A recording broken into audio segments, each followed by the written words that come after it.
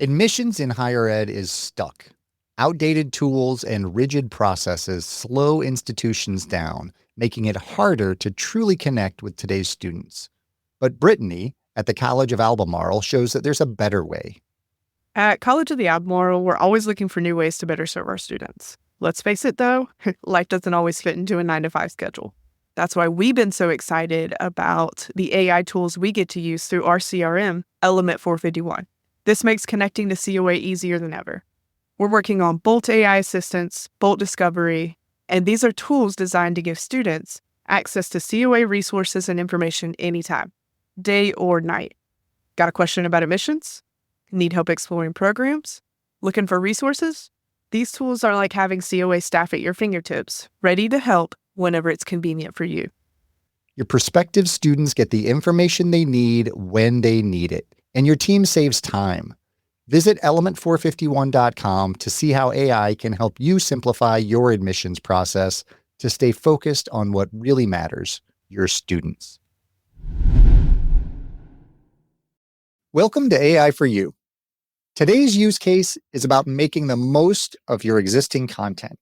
Much of the work I do is focused on optimizing content performance. I collect a lot of data and run a lot of content audits.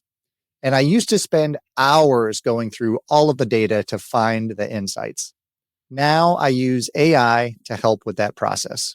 In the show notes for this episode, you'll find a deep research prompt that I use to start any content audit process that I do. This saves me hours of time on each audit and is just one of the prompts that I use in conjunction with several custom GPTs to make these audits more effective and more efficient. In this episode, we're talking with Isaac Williams, the Director of Multimedia and Digital Strategy at Damon University, as we explore how institutions can leverage AI to maximize their enrollment marketing efforts despite limited resources. Let's jump right in.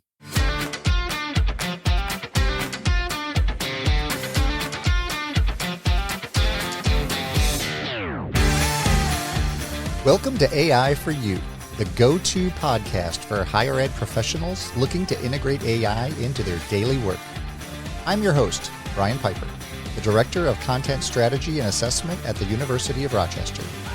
Join me every other Thursday for practical uses of AI within higher education communications, marketing, and student engagement.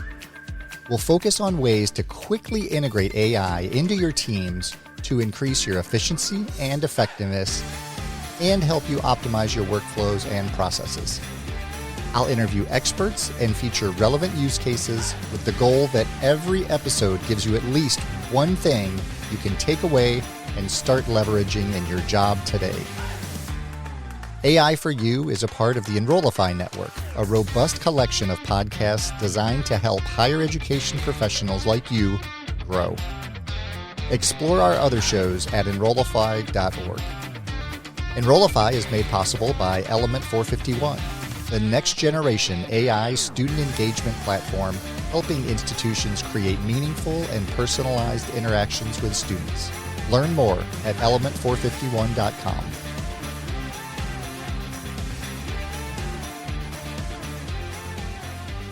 So tell me a little bit about how you're integrating AI into the work you do at Damon. At Damon, being a small private, we have a very small team, I guess you would say. We really need to understand with the enrollment cliff where our students are coming from, not only just from a major standpoint, but also from a regional standpoint. We need to know where we're spending our dollars too.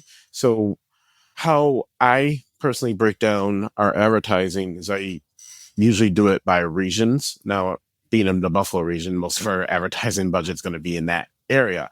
But again, going back to the enrollment cliff, we don't have as many students in the Buffalo area, so we need to get more students from Rochester and Syracuse and New York City and Albany. So some advertising dollars have to go there, but because it is being a smaller private, which is smaller budget, we really need to make sure that the dollars that we're spending are effective. And the only way to do that is by breaking down where applications are coming from, that is why I use data so much, but you could spend hours in data.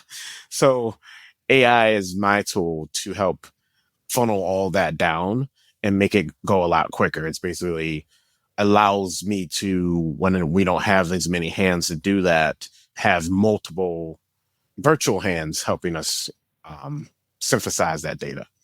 I think that's one of the real strengths of generative AI is its ability to look at large amounts of data, and based on the input and the parameters that we give it, it can figure out, where the insights are in that data, because it just takes so much time manually to be able to manage that data and go through and pull these same insights out of it for our functional uses that we're going to do. Lots of concerns around data privacy. You got to be careful what tools you're using, what data you're uploading into those tools. Mhm. How do you kind of manage those issues using your data and doing analysis with these tools? I try to make sure to tell people, be very careful what you give AI. We have queries within our CRM. So I'm able to create queries based off what I'm actually trying to pull out of it. Sometimes, actually more often than not, those queries will also pull back first name and last name.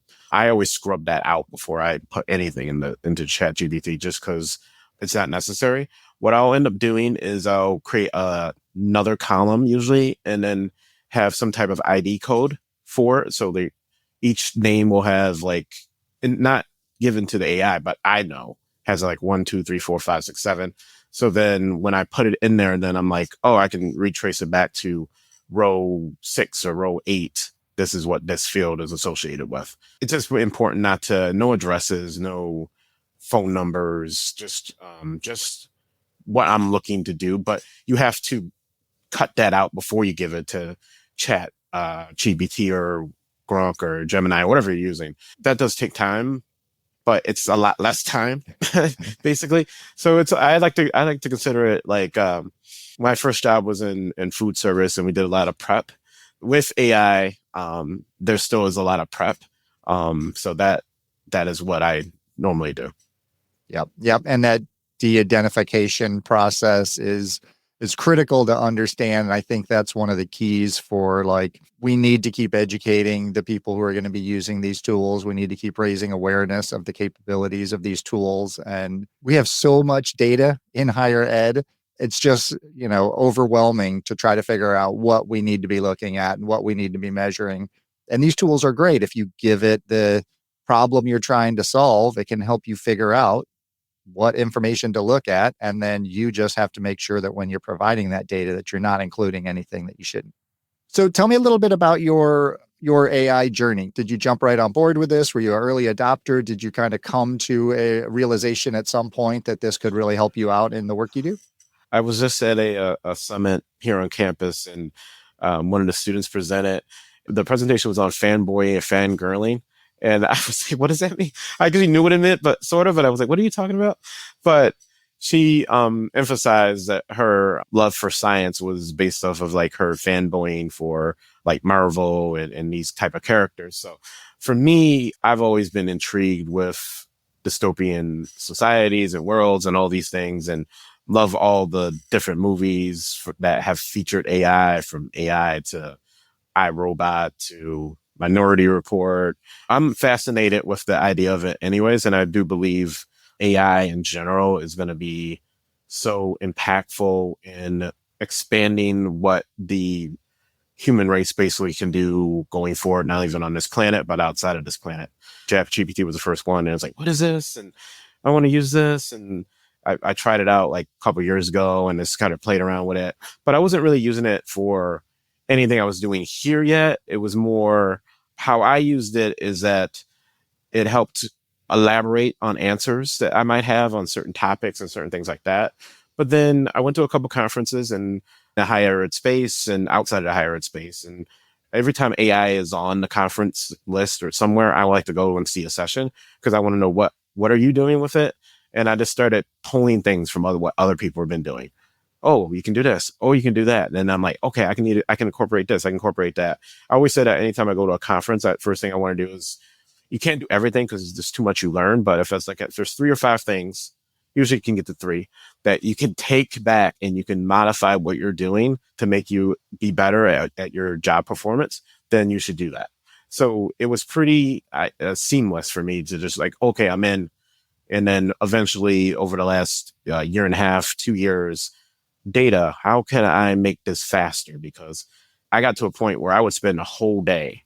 And because I'm also so, I guess you could say OCD about numbers, if they're off by 1 or 2, I cannot move on with anything else the rest of the day until I fix that issue. That is not a problem using AI because they're going to find what you're doing and screwing up. Yep, for sure. We're both, enthusiasts, AI enthusiasts, I'd say. What do you think are the biggest challenges for higher ed when it comes to integrating AI? Because we see a lot of resistance. We see a lot of just people who aren't aware of what the capabilities are, what the opportunities are. Why do you think that is in higher ed? I think it's built into the culture. The faculty are a big voice usually on college campuses, bigger than the staff. And so it's woven into their ideology already that, hey, these people are cheating. It's not you doing it. You're just having somebody else do the work for you. So therefore, are you really learning the topics that you need to learn? I can also probably understand from a technical standpoint, say if you're an engineer or an architect or a doctor, how scary that might be from an instructor standpoint. Hey, you're utilizing AI. What happens if you're in an emergency room and this happens? But then funny thing about it is that nowadays that there's a lot of AI in emergency rooms and hospitals. So it kind of goes hand in hand. I always say people are tied to nostalgia. They're tied to tradition and they do not want to change. But that's from a faculty standpoint. So they're giving you a lot of negative feedback. And then when you go to the staff, there's 2 sides of it. There's people that don't know how to use it and they're not willing to learn, especially higher ed has a lot of people that have been here for a very long time, 25, 30 years. And if you're doing your work in a certain way, the last thing you want to do is change it and add these different other components. On top of that, there's also this fear of like, okay, if we do too much of this AI stuff and my boss finds out that, wait, you're doing this, you're doing this, we don't need you. You lose your job. So that is also something that is a scary part from a staff standpoint. The other part of college campus, the students, I don't think that there's any fear from the students in using it because it saves them time. So they're like, hey, I'm in. What I would always also say to the student though, however, is that you can do it in an easy backdoor way, but just saying, hey, I do this. Or you could leverage AI or what I would say, going back to the prepping, the AI or your individual instance know who you are. You've written maybe over your lifetime 100, 200 things. Share that with your AI instance. Share how you think internally. Then even if it spits out an answer, be critical because AI just sometimes it spits out things that, what are you talking about? I have a lot of back and forth with it because I'm like, I didn't tell you to do that. Like, I wanted you to do this, this, and this. And why would you do it that way? So I think those are 3 different factions of a college campus and how AI is kind of a push and pull situation, but definitely faculty, because they have such a big voice, that's where that negative feedback already is built in. And then the staff, again, afraid that they might lose their jobs from it. The next era of higher ed is here. AI that's both scalable and deeply human. At the 2025 Engage Summit, learn how to use agentic AI to personalize outreach, engage proactively, and free time for what matters most. This don't miss event is happening June 24th and 25th in Charlotte. Enrollify listeners get $50 off with code Enrollify50. Don't wait. Register at engage.element451.com. Yeah, absolutely. And I think that, like, I love the prep metaphor because it's so critical. And when you're prepping, whether it's, in a restaurant, having worked food service myself for years, or in your job, The key to getting the prep right, or to getting your prompt right, or to communicating to the tool in a way that really turns it into a collaboration is all about your expertise. Because as the initiators, we have to understand the strategies, the goals, the audiences, the institution. We have to bring our expertise into the equation and then combine that with the skills that the AI brings. So if you just go in and just give it like a shallow, short prompt, you're going to get bad output. So whether people think that it's cheating, maybe if you're not putting the thought and the prep work into preparing the model to create the best output, or whether you're afraid that it's going to lose your job, maybe you don't have a job or you don't do your job in a way that you need to bring expertise and experience and understanding to that role.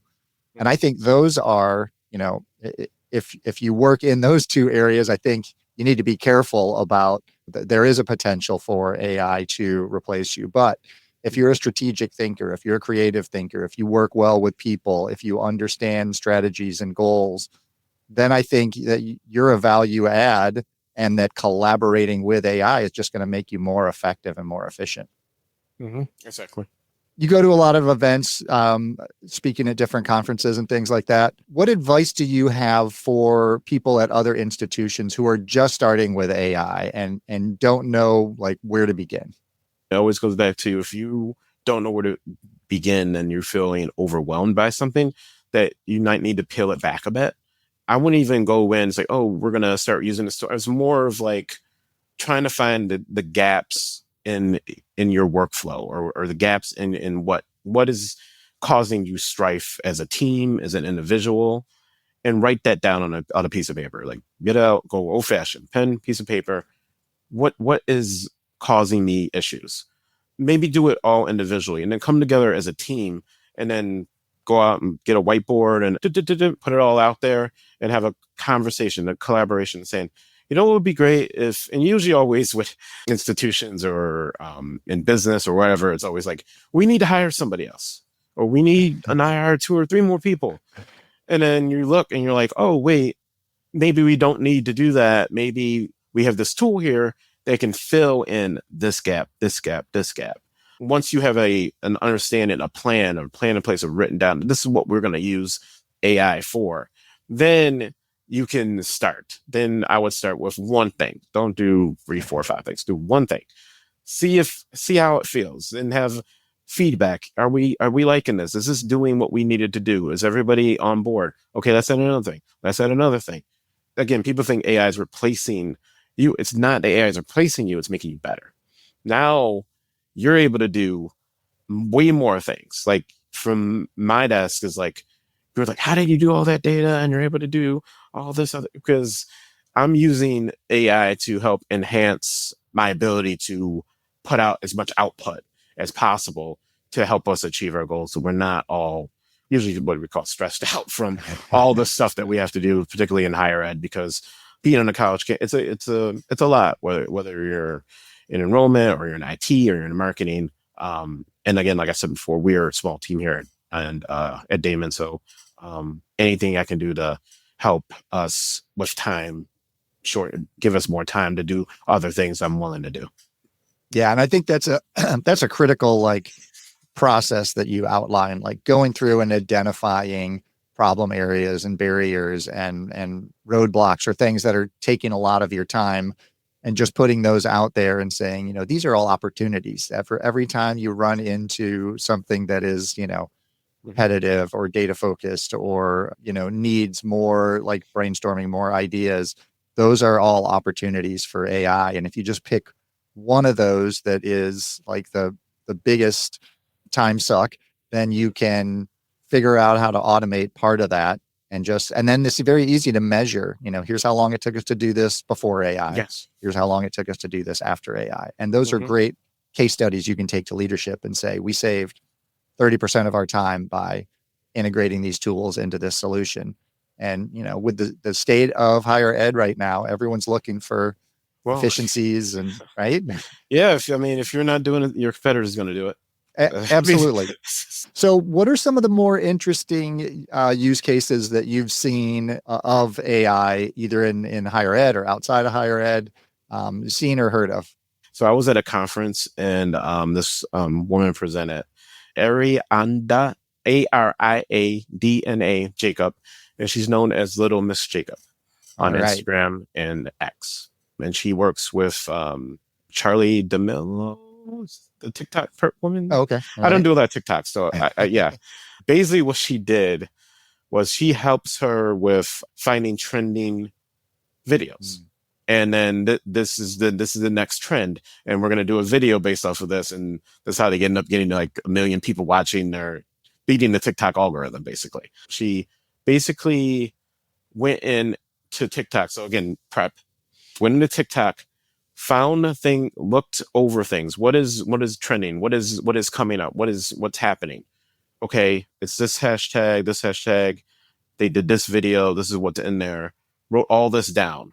Then she has built her own ChatGPT prompt to analyze this data and basically spit out something similar to that. Or basically, I do a lot of SEO, so in like an SEO terms, it's like building on that, like to rank higher or to achieve that goal. And it works. You put in this prompt, it spits out, okay, you can do this video. It gives you multiple different video options you can do. Use these hashtags. Then she takes that video and then uploads it back to AI and say, hey, what do you think? And then the AI might say, I don't know, or this is good, or have you thought about doing this?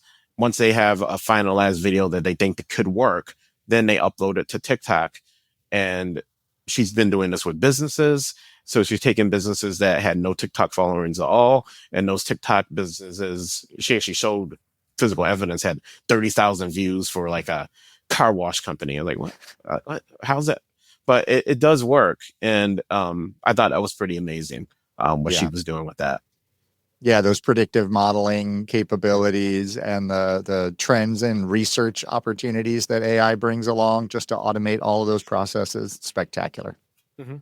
As AI continues to evolve, higher ed needs more and more ways to start leveraging these technologies. And we know these are going to be integrated into all the tools we use already. What advice do you have for higher ed, like admissions, alumni, professionals, on how they can start upskilling, reskilling in ways to kind of prepare for what's on the horizon with this technology? Me personally is that I've tried to get my vice president more on board with certain things, or at least share with her topics. So every time I go to a conference and I see something, I'm like, hey, check this out. I'm always like sharing, oh yeah, and this, and then now she's emailing like, oh yeah, this was good. You should listen to this, listen to that. So that's a voice that can be on cabinet. So if I can engage and then she can engage more people on cabinet, our IT director, then it becomes a point where it's like, hey, you got like, there might be 8 people in the cabinet and like 3 or 4 of them might be in the AI or understand it now. So once you have enough allies, basically, then that can build into changing the idea of what's going on campus and give people a sense of like, hey, we need to go here. This is where we're headed. Rome's not built in a day, but you can kind of, build towards that. Yeah. And I'm always telling people that, AI integration is not a technology project. It is a change management project. And I think managing up and showing leadership, convincing leadership that this is something that we need to start having a sense of urgency about, and it's not going away, and it definitely has opportunities. I think that's a huge unlock for a lot of institutions. Where do you think generative AI is going to go in the next year or two? I think it depends on how fast it expands. I know it's getting smarter and it's getting better as we move along. I don't want to get too wild with it, like Minority Report wild with it, but I do believe that how we work currently is kind of the age of the typewriter. I don't think we're going to be using computers like this. I think it's going to be very different. AI is going to continue to get smarter. It's going to get faster. It's going to be able to analyze data even more effectively. Even to this day, sometimes when you give it too much data or too much chunks of data, it has trouble analyzing it the way you want it analyzed, even if you prep it in or prompt it. So sometimes you have to go back and say, no, that's not what I wanted. Try again. A lot of that won't be the case the more this goes on. So it's just going to get better. It gets better. It's smarter every single day. So again, moving towards that eventual situation where it's just going to be built into our computer systems where you're not going to have to do the prep, basically. Right. Now, I don't know if that's 2 years away, but it's moving faster in that situation. So that's even less time. So that gives me even more time to do other things. But I also do know the double-edged sword of that is that people will say, well, if you keep doing all these things and this keeps doing all these things, well, couldn't we have just hired another person? Doesn't it take a job from somebody else? So it's a challenge, Yeah, for sure. For sure. One of the questions I always end with is asking people in your life, in your job, what AI use cases are most beneficial for you? I am the worst procrastinator with writing. I'm going to tell you, I do not like to write. Even when I was in school, I hated writing papers. I would wait until like the last absolute moment before I could even start writing papers. I have a lot of different ideas going on in my head. Like jotting that down on paper seems to always be a waste of time for me. And then structuring it in a way that actually makes sense to talk about. And when I use AI, I'm jotting down notes. Like I have Post-it notes everywhere. This is how I work. I'm writing down notes. What I love about it is that I've given it articles or things that I've written, papers I've written, and I can say, hey, I'm thinking these 10 things right now on top of my head. Can you structure this down into 5 different taglines that we can use in an ad? It takes me a while to get there, but then I'm not always using exactly what it's saying, but it helps me move quicker in my brain. And I'm like, okay, now I can structure this down and I can actually do this. So the writing part is huge for me. Yeah, absolutely. Isaac, thank you so much for sharing your time and your insights with our audience. If they want to get in touch with you and learn more, where's the best place for them to do that? Oh, yeah, I am on LinkedIn, but I'm also on a lot of the other platforms, Instagram, X, Isaac E Online. Yeah. Excellent. Thank you again for your time. Really appreciate it. Isaac's perspective offers valuable insights for enrollment professionals at schools of all sizes. What stood out to me is his practical approach to AI implementation, identifying specific pain points, starting with one solution, and then measuring results before expanding further. His food service prep metaphor perfectly captures truth about AI, that the quality of your output depends entirely on your preparation. By taking time to gather the right data, properly anonymize that data, and then craft thoughtful prompts, Isaac shows how institutions with limited resources can leverage AI responsibly and effectively. His strategy of building allies among leadership by sharing small wins and educational resources provides a blueprint for overcoming institutional resistance. As the enrollment cliff continues to pose challenges for higher education, Isaac's approach to using AI for data analysis provides a model for more efficient, targeted marketing that makes every recruitment dollar count. Please reach out to me with unique ways that you're integrating AI into your professional and personal lives. And as always, blue skies and keep creating.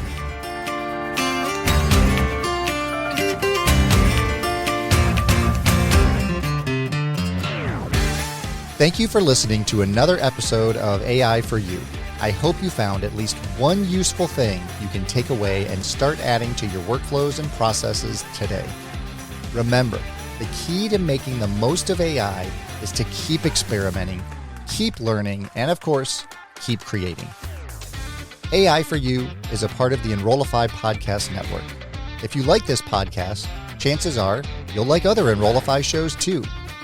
Our podcast network is growing by the month, and we've got a plethora of marketing, enrollment, and higher ed technology shows that are jam-packed with stories, ideas, and frameworks, all designed to empower you to become a better higher ed professional.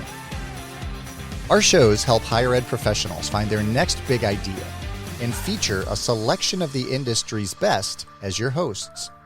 Learn from Artis Kadu, Day Kibbles, Shane Baglini, and so many other of your favorite leaders in higher ed. Enrollify is made possible by Element 451, the next generation AI student engagement platform, helping institutions create meaningful and personalized interactions with students. Learn more at element451.com.